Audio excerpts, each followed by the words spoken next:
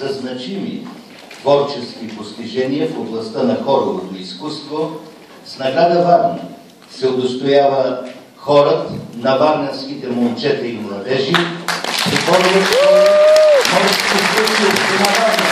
Благодаря, Карина Творчева-Станова.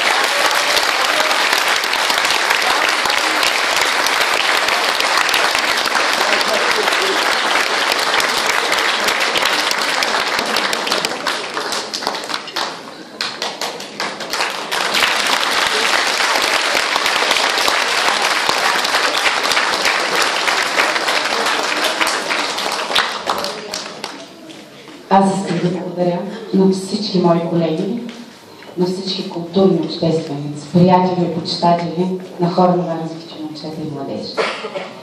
Благодаря за високата чест, че община Варна удостои хора на варненските момчета и младежи с тази награда. Искам лично да благодаря на господин Порник за неговата публична оценка. Пеещи посланици на България и на град Варна. Така ги нарекохте, нали? Благодаря ви от сърце.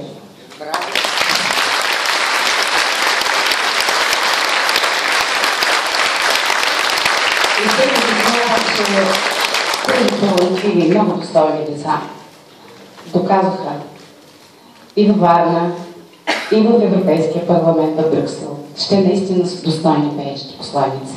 Аз искам най-много да благодаря на тях. Благодаря ви, момчета.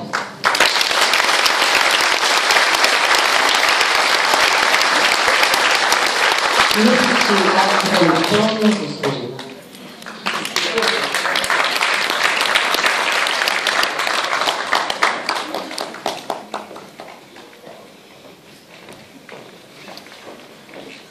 Президентът е екипът на Държавна опера, театрално-музикален продуцент.